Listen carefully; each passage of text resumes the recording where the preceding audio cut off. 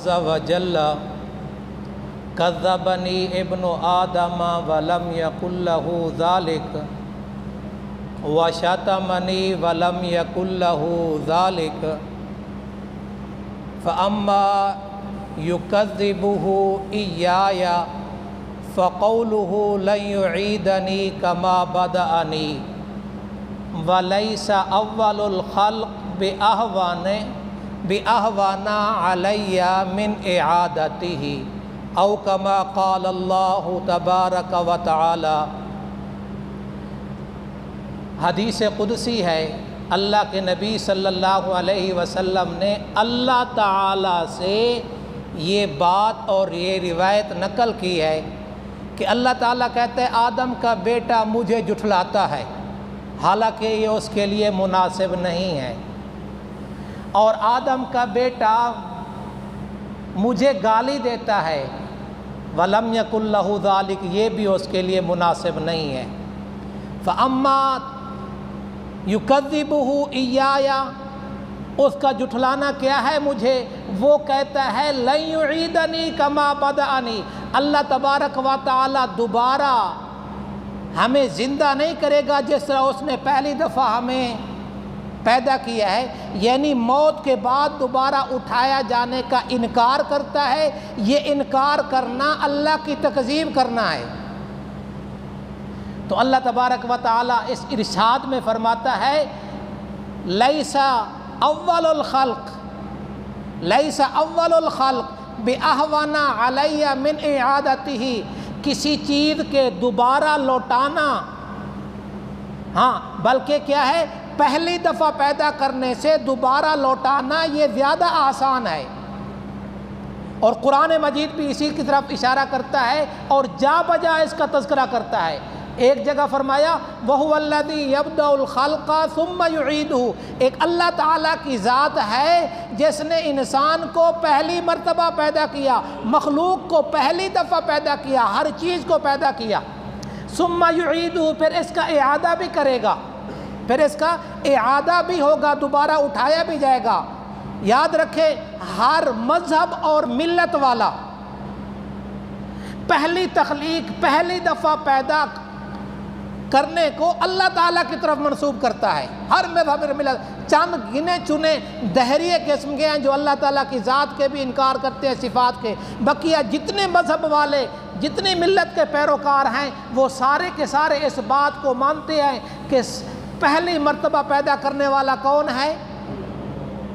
اللہ تبارک و تعالیٰ نے فرشتوں کو پیدا کیا، پھر کروڑوں سال بعد زمین و آسمان کو پیدا کیا، پھر اس کے بعد جنات کو پیدا کیا، پھر خلقتہ بیدی، اللہ تعالیٰ کہتے ہیں میں آدم علیہ السلام کو اپنے دست قدرت سے پیدا کیا۔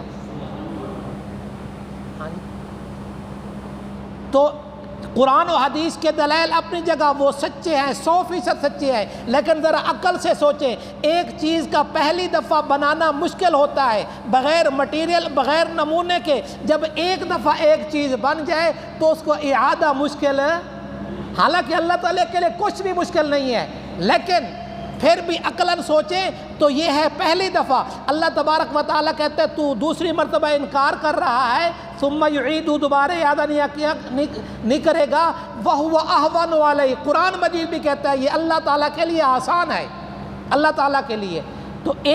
تو یہ اللہ تعالیٰ کو جھٹلانا ہے۔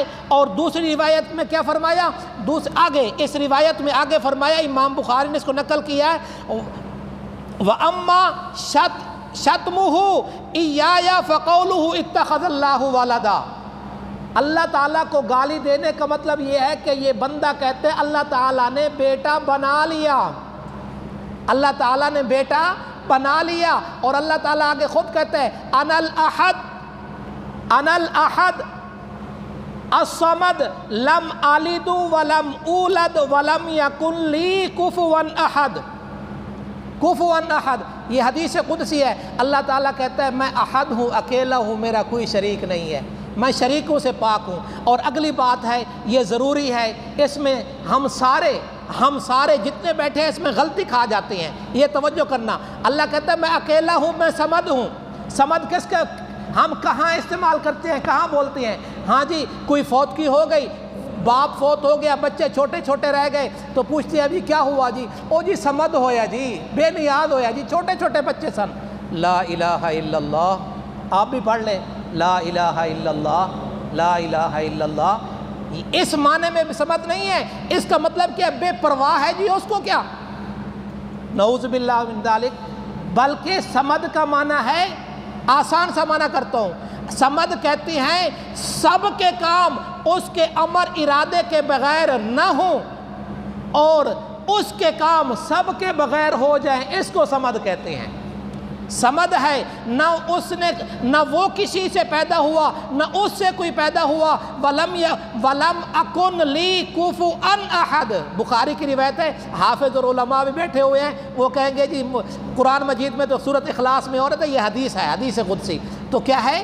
ولم یکن لی کفوا احد، اللہ تعالیٰ کہتا ہے میرے جیسا کوئی نہیں ہے، میرے جیسا کوئی نہیں ہے۔ تو مشرک، ہاں جی کافر اور مشرک قیامت اور قیامت کے بعد کے انکاری ہیں، ہم مسلمان بھی اس کا انکار تو نہیں کرتے لیکن اس سے غافل ہیں۔